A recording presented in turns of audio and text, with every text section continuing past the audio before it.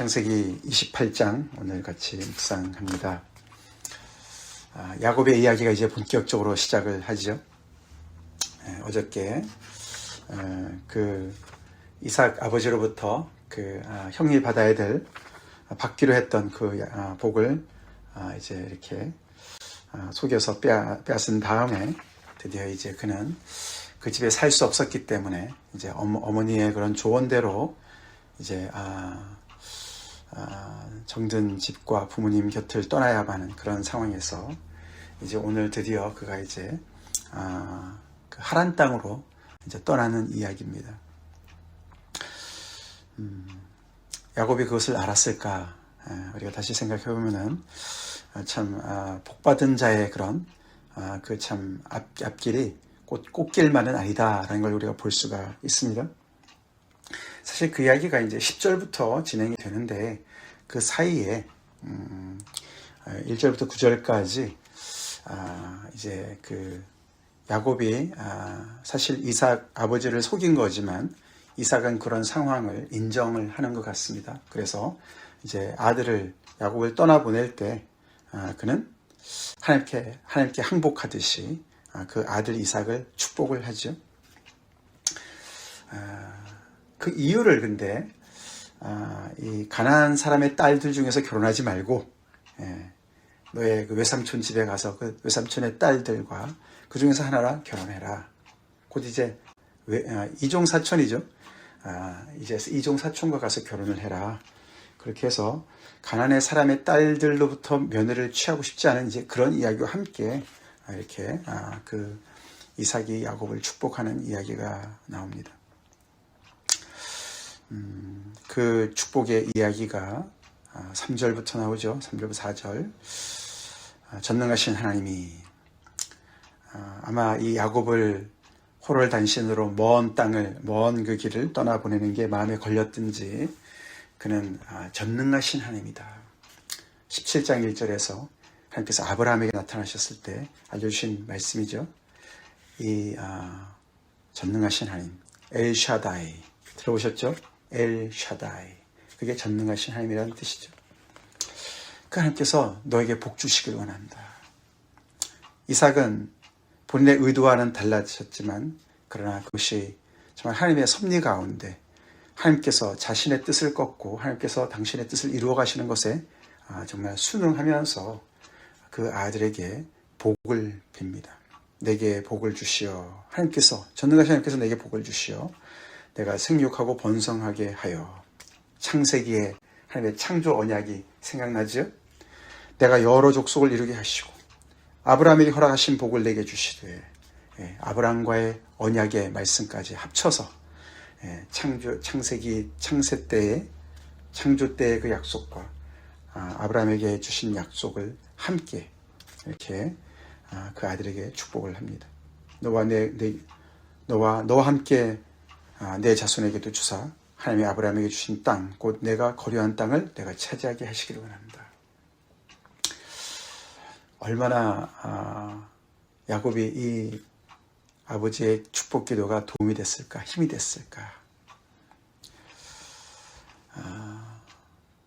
야곱이 여러 가지 도덕적으로는 문제가 있는 것 같지만 그래도 뭔가 그 장자권을 이렇게 늘 마음에 두고 있었고 또 그 장자권과 이어서 아버지의 축복을 받으려고 하는 어떤 그 욕심은 있었어요. 그렇죠? 어떻게 보면 그런 것들은 미래형인데 또 어떻게 보면 하나님의 축복을 정말 사모하는, 어떤 다른 것보다도 그것을 더 사모하는 어떻게 보면 영적인 어떤 그런 모습을 가지고 있었던 그런 것을 우리가 볼 수가 있었는데, 그런 사람이니까 이런 아버지의 이런 축복이 굉장히 의미가 있었을 것 같지 않습니까? 지금 상황은 점점 어려워지지만 암담하지만 이 아버지의 축복이 굉장히 그에게 큰 위로가 됐을 것 같습니다. 그리고 이제 그가 길을 떠나게 됩니다. 이제 그 사이에 6절부터 9절에 에서의 이야기 한 번 더 나오죠. 에서는 이 상황, 모든 상황을 보면서 아버지도 동생을 편을 들고 부모들이 자기가 혹시 결혼을 잘못해서 이러는가 하고 그는 또다시 한번 아내를 맞이합니다. 이번에는 이스마엘한테 가서 가나안 사람의 딸들이 아닌 헷 사람의 딸이 아닌 이스마엘에 가서 어떻게 보면 자기네 친척, 가까운 친척에서 세 번째 아내를 맞이하는데 참 안 됐어요. 그렇죠? 에서가 나름 노력을 합니다. 부모의 사랑을 좀 더 받고 인정을 받고자 하는 어떤 그런 노력인 것 같습니다.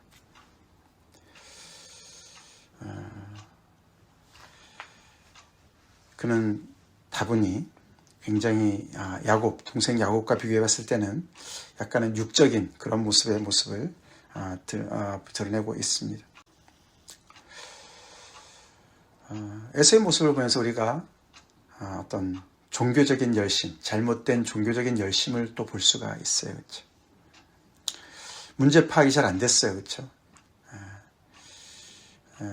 이 에서의 모습을 보면 무조건 그냥 이렇게 열심히 뭔가를 구색을 맞추면 될 것 같은 그런 생각을 하는데 그렇지 않습니다. 그렇죠? 관심이 하나님에게 가 있어야 되는데 그렇지 않고 주변에 가 있습니다. 그렇죠? 부모의 어떤 인정에 가 있습니다. 우리도 사람들의 인정에 관심을 가지면서 종교적인 열심을 내서는 흉내만 내는 것이 되지요. 진정한 신앙은 하나님에게 집중할 때 생긴 줄 믿습니다. 아멘? 하나님에게 집중해야 되죠. 영이신 하나님에게 집중해야 됩니다. 눈에 보이는 것이 전부가 아닌 것을 알아야 되고, 그래서 눈에 보이는 것을 포기할 줄 아는, 눈에 보이지 않는 것을 얻기 위해서 눈에 보이는 것을 포기할 줄 아는 어떤 그런 영적인 감각이 있어야 되죠. 그러고 이제 10절에 이제 야곱이 브엘세바에서 떠나 하란으로 향해서 갑니다. 그 길이 먼 길이죠. 이 하란은 밧단 아람이라는 곳이죠. 아브라함 시절에 그렇죠. 그 아버지가 하란에 머물다가 아브라함만 이쪽으로 내려오지 않았습니까? 약속의 땅으로 그 하란으로 가는 것이죠. 여기가 이제 메소포타미아 지역의 북서부죠. 브엘세바에서 떠나서 하란으로 가다가 한 곳에 이르렀습니다. 거기서 일어난 사건을 오늘 이 본문이 기록하고 있습니다. 그 한 곳, 한 장소, 브엘세바와 하란의 어떤 그런 중간 지점이 되는 것이죠. 나중에 보니까 이 장소의 이름이 뭡니까? 루스였어요. 그죠? 루스. 근데 그 장소에서 이 야곱에게 엄청나게 그 인생에 너무너무 중요한 사건이 벌어지고, 그래서 그 사건이 벌어진 것 때문에 그 장소의 이름을 루스에서 이 야곱이 뭐라고 짓습니까? 베델이다. 베델이다. 그 유명한 베델이 그 장소의 이름이 그렇게 탄생된 그 순간을 우리가 보게 되는 것입니다. 사실 브엘세바는 지금 고향이자 부모님 집이 있는 곳이고, 하란은 외삼촌이 사는 곳이고, 그렇죠? 그래서 어떻게 보면 굉장히 안정된 두 지역이죠. 근데 지금 야곱은 한 곳을 떠나서 지금 다른 한 곳을 향해서 가고 있는 상황에 있습니다. 그죠? 중간 지점에 있어요. 얼마나 불안했겠습니까? 그죠? 혼자입니다. 그죠? 혼자예요. 형이 죽일까봐 두려워서 도망치고 있는 상황입니다. 그래서 이 한 곳이란 정말 어떻게 보면 이름도 없는, 잘 모르는 낯선 곳이죠. 그런 곳에서 그는 하나님을 만납니다. 그가 찾은 것도 아닙니다. 그렇죠? 그것도 그냥 어떻게 유숙할 곳이 없어서 그냥 들에서 자는 것이었어요. 그렇죠? 한 돌을 베개 삼아서 하늘을 천장 삼고 별을 등불 삼고 그러고 자고 있는 상황이었는데, 그가 꿈속에서 꿈을 꿉니다. 꿈에 사닥다리를 보았고 거기에 위에 천사가 오르락내리하는 것을 보았고, 그뿐만이 아니에요. 그렇죠? 그 옆에, 그 위에 하나님께서 서 계시는 거예요. 그리고 그걸 본 것만이 아닙니다. 그렇죠? 듣습니다. 하나님께서 말씀하시는 걸 듣습니다. 13절 중간부터 나오죠. 나는 여호와니. 하나님께서 직접 야곱에게 나타나셨어요. 지금까지 우리가 본문을 따라보면 야곱이 뭔가 하나님에 대한 어떤 믿음을 가지고 뭔가 하여튼 위기 상황이 있다 할지라도 그 장자권을 사모하고 그것을 얻기를 원하고 또 아버지의 축복을 정말 그런 위험을 무릅쓰고 또 갈취하고 방법은 틀렸지만 뭔가 그랬던 그 대상을 직접 이렇게 만나게 되는데 하나님께서 찾아오시는 거죠. 그래서 나는 여호와다. 당신을 소개하시죠. 너의 조부 아브라함의 하나님이요 내 아버지 이삭의 하나님이다. 하나님께서 당신을 소개하시는데 이 나는 여호와다. 이 언약의 이름으로 말씀하시면서 언약을 사실 체결하시는 거예요. 일방적이에요, 사실은. 그렇죠? 야곱이 뭘 잘해서가 아닙니다. 그렇죠? 하나님께서 일방적으로 그가 태중에서부터 강한 자가 어린 자를 섬길 것이다. 하나님의 뜻이었어요. 그렇죠? 하나님께서 그 대상을 찾아오셔서 말씀하시는데 과거의 역사를 얘기하세요. 그렇죠? 내 조부 아브라함의 하나님이었고 지금도 하나님이고 그리고 내 이삭 아버지의 하나님이 바로 나야. 그러면서 내가 누워있는 땅을 내가 너와 내 자손에게 줄 것이야.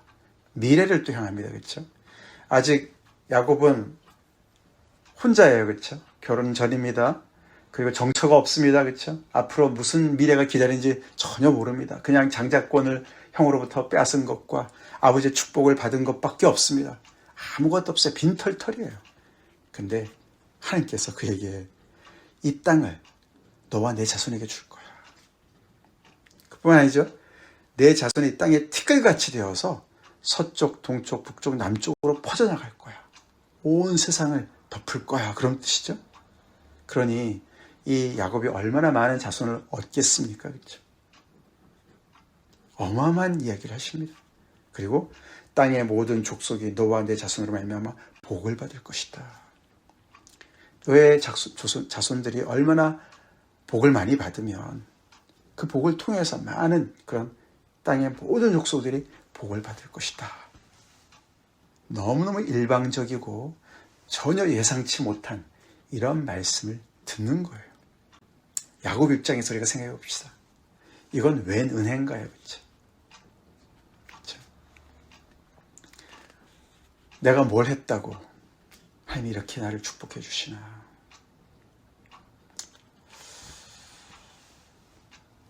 사실 우리는 에서가 옆에서 이렇게 참 있으면서 에서를 보면 참 안타깝습니다. 그렇죠?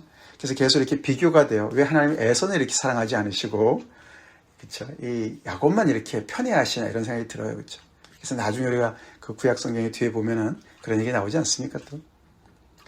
근데 우리는 이 야곱을 이렇게 사랑하시는 목적이 결국은 땅의 모든 족속이 함께 복을 받기 위해서 그를 택하신 것으로 봐야 될 줄로 믿습니다. 그렇죠? 그렇습니다. 그래서 야곱 하나를 통해서 이스라엘 하나를 통해서 한 민족을 통해서 하나님께서 어떻게 그들을 축복하시고 인도하시나 그거를 보면서 결국에는 그 울타리 안으로 그 사랑 안으로 들어오도록 하시는 어떤 하나님의 그런 긴 그런 정말 그 어떤 장기적인 어떤 그런 계획을 우리가 엿보게 되는 것이죠. 그러시면서 구체적인 내용이 15절에 나옵니다. 그렇게 하기 위해서 내가 너와 함께 있을 것이다. 임마누엘이죠. 임마누엘의 하나님. 내가 너와 함께 있을 것이다. 우리 마태복음에 예수님의 이름이 임마누엘이라고 나오죠. 처음에도 나오고 내가 세상 끝날까지 너와 함께 있으리라. 마태복음 맨 끝에 28장에도 그런 똑같이 임마누엘의 말씀으로 끝나죠. 그게 마태복음의 특징이죠. 내가 너와 함께 있을 거야. 내가 어디로 가든지 함께 있으면서 너를 지켜줄 거야. 임마누엘의 약속, 보호의 약속, 너를 또한 이끌어서 이 땅으로 돌아오게 할 거야. 너가 지금은 이 정든 고향 땅을 부모 곁을 떠나지만 내가 책임지고 너를 다시 돌아오게 할 거야. 그리고 이 땅을 줄 거야. 그런 정말 모든 필요한 것을 다 약속해 주십니다. 할렐루야.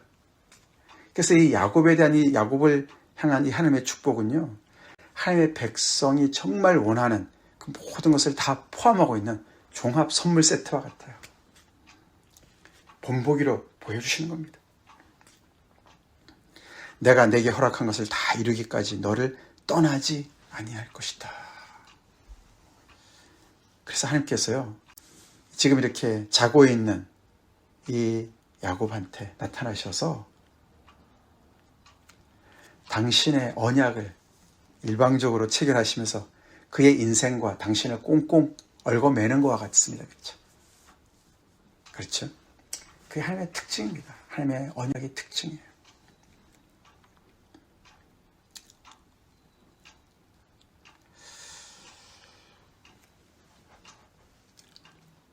야곱이 계산이 빠른 사람입니까? 그렇죠? 입니다. 그렇죠? 머리 회전이 빨라요. 그래서 이렇게 형한테도 그 장자권을 이렇게 파쪽한 것으로 빼앗았고, 그렇죠? 그리고 또 엄마의 그런 또 제한도 있었지만 스스로도 그런 걸 원해서 치밀하게 그것을 계획을 진행해서 그 아버지의 축복도 받은 사람이에요. 그렇죠? 근데 하나님께서 그에게 나타나셨을 때는 그의 머리가 팽팽 돌아가는 회전이 빠른 그 순간에 나타나지 않으시고 언제 나타나셨습니까? 그가 누워 자고 있을 때 나타나셨어요. 잔다는 얘기는 뭐죠? 누가 죽여도 몰라요. 그렇죠? 자는데 어떻게 합니까? 어떻게 보면 야곱이 가장 연약한 그 순간에 나타나셨습니다. 예, 상황적으로도 환경적으로도 제일 위험한 그냥 허허벌판에서 누워 자고 있는 그 상황, 그리고 스스로도 의식적으로도 완전히 그냥 무방비 상태인 그 상황에서 하나님께서 그에게 나타나신 거예요. 하나님은 우리에게도 그렇게 나타나신 줄 믿습니다. 우리가 스스로 내 인생을 잘 내가 관리하고 내 스스로 뭐든 할 수 있어. 머리가 팽팽 돌아가고 이것저것 내가 어떻게 하면 다 성공할 것 같아. 그렇게 우리가 무장을 단단히 했을 때는 하나님께서 놔두시는 거죠. 놔두십니다.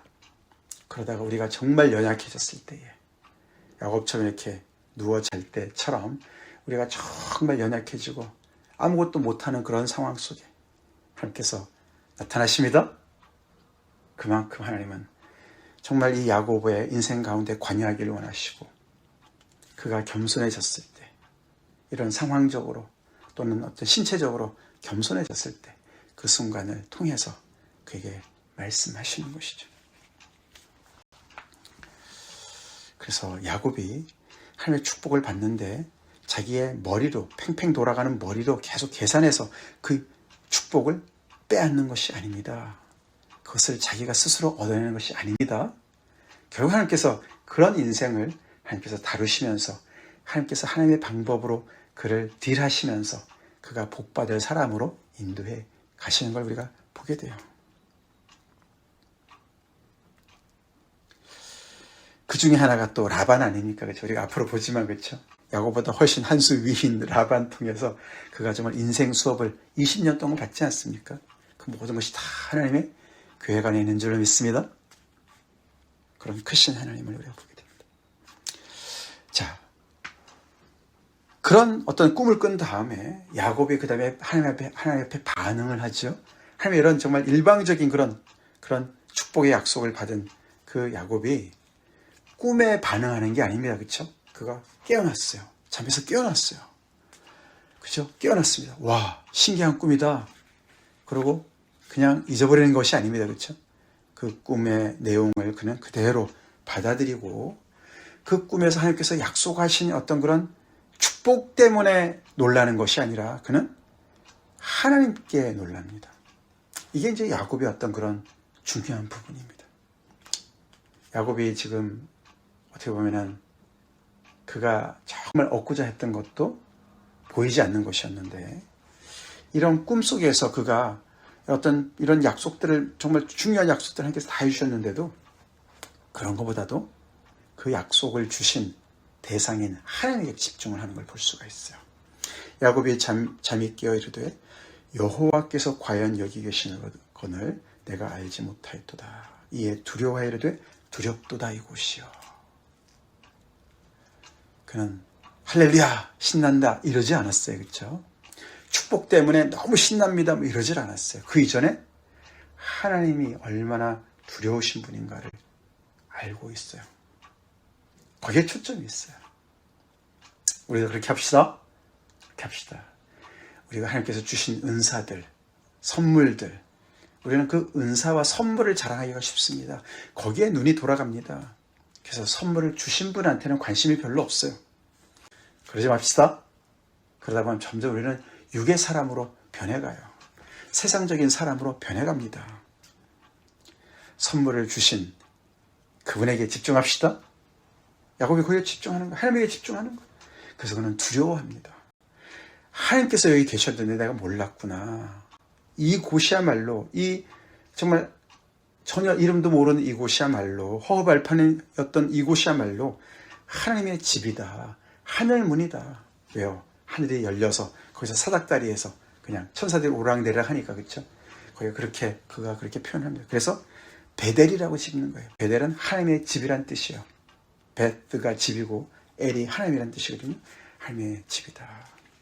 그래서 자기가 베고 잤던 돌을 거기다 기둥으로 세워서 기념비로 삼습니다. 기념하는 것이죠. 그리고 거기다 기름을 붓습니다. 그것은 거룩하게 한다는 뜻이에요. 이 장소가 거룩하다, 그런 뜻이에요. 그러고 이제 자기가 서원을 합니다. 하나님께서 그렇게 해주시니까 반응하는 것이죠. 응답하는 것이죠. 우리 하나님의 말씀이 있을 때 우리도 응답해야 될 줄로 믿습니다. 결단을 해야 되죠. 결단해야 됩니다. 우리가 매주마다 이렇게 듣는 메시지 앞에, 이렇게 오늘도 말씀을 우리가 듣고 있지만 그 말씀 앞에 우리는 마음을 정해야 돼요. 정한 마음을 가져야 될 줄 믿습니다. 정결한 마음뿐만 아니라 정하는 마음, 정한 마음을 가져야 됩니다. 마음을 정해야 돼요. 그게 서원으로 나타나죠. 하나님께 서원합니다. 하나님께서 이렇게 엄청나게 스케일 큰 말씀을 해주셨는데 자기 상황에 맞춰서 그가 다시 한번 서원합니다. 하나님, 나와 함께 계셔서 약속대로, 말씀하신 대로 함께 계셔서 내가 가는 이 길에서 나를 지켜주세요. 그리고 먹을 떡과 입을 것을, 옷을 주십시오. 그래서 내가 평안히 아버지 집으로 돌아오게 해주세요. 그렇죠? 함께 계시고 떠나 있는 동안 보호해 주시고 공급해 주시고 다시 집으로 돌아오게 해주세요. 이 은혜가 다 들어가 있습니다. 그렇게 해주신다면, 조건부예요. 그렇죠? 해주신다면 여호와께서 나의 하나님이 되실 겁니다. 여기서도 야곱은 야곱이에요. 그렇죠? 계산해요. 여전히. 그렇죠? 조건이에요. 그렇죠? 무조건 이렇게 하나님은 저의 하나님 되십니다. 여호와는 저의 하나님 되십니다. 이러지 않아요. 그렇죠?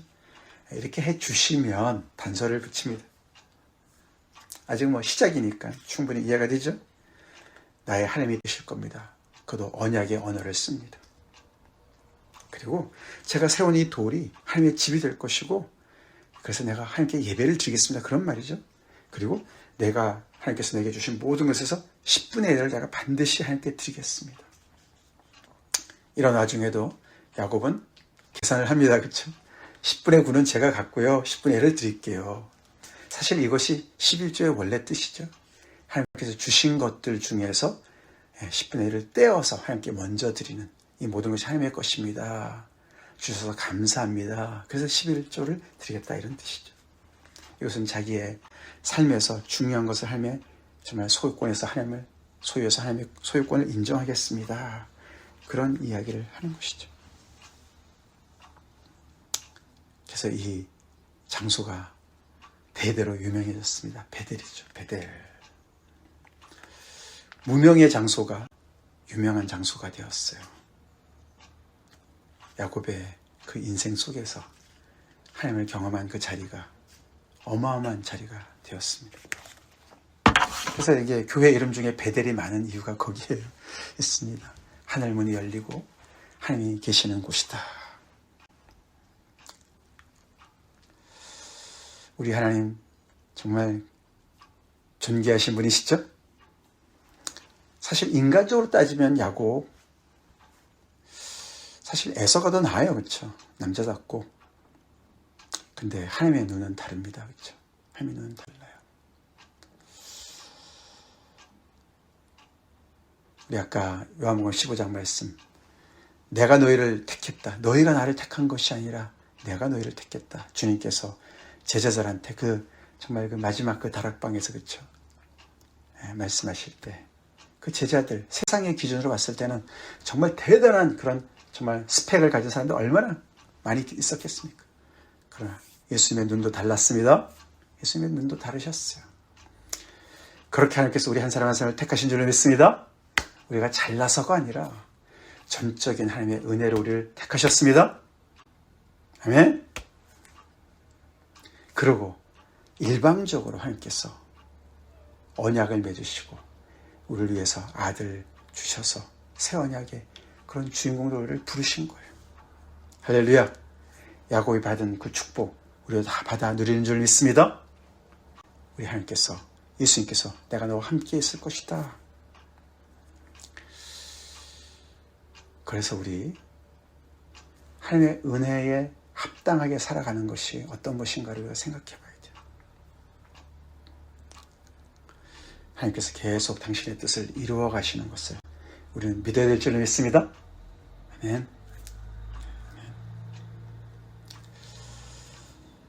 우리가 힘들 때 하나님은 우리에게 가장 더 가까이 오시는 분인 것을 또한 믿어야 될 줄 믿습니다. 야곱이 가장 연약할 때 그때 하나님께서 나타나셨어요. 이번에 우리 교회 찾으면서도 우리 교회도 이렇게 어떻게 보면 한 지점에서 다른 지점으로 옮겨가는 과정에 있죠. 불안정한 상태에 있습니다. 근데 그 어느 때보다도 우리가 하나님을 생생히 경험하고 있지 않습니까? 하나님께서 우리 기도를 들어주시는 것을 우리가 경험해요. 날마다 경험해요. 와, 하나님께서 어떻게 이런 기회를 우리한테 주셨을까? 우리 중에 어떤 한 분이 정말 오래전에, 이런 일이 있기 전에 하나님께서 새로운 보금자리를 인도해 주시는 그런 환상을 보신 분이 계시는데, 와, 그 말씀대로 된 것 같아요. 할렐루야. 이렇게 우리가 중간 지점, 불안한 지점이지만 오히려 하나님을 경험할 수 있는 귀한 순간입니다. 하나님을 기대합시다. 다 같이 기도하겠습니다. 하나님 감사합니다. 오늘도 복된 하나님의 말씀, 창세기 말씀을 통해서 우리의 삶을 비춰주시고 또 야곱을 찾아가신 하나님을 우리가 묵상하며 너무나 두려우시고 크신 하나님, 너무나 은혜로우신 하나님을 우리가 아버지로 모시고 살아가는 것이 얼마나 축복된 것인지 다시금 정말 우리가 상기하게 하시니 감사합니다. 아버지, 우리 또한 하나님의 이런 놀라운 축복을 아버지 정말 아무런 자격 없이 받고 있는 자들입니다. 그런 은혜 가운데 살아가는 사람들답게 은혜에 합당한 삶으로 주님 앞에 나아가게 하시고 야곱이 주님 앞에 서원하였듯이 우리도 주님 앞에 그렇게 정한 마음으로 주님을 온전히 섬기며 주님께만 사랑과 충성을 드리는 저희가 되게 하여 주시옵소서. 우리가 하나님을 택한 것이 아니고 하나님이 우리를 택하여 세우신 것을 한순간도 잊지 않게 도와주시고 우리의 삶을 통해서 우리가 부족하더라도 하나님의 뜻을 온전히 이루어 가 주시옵소서. 예수님 이름 받들어 간절히 기도 올려옵나이다. 아멘.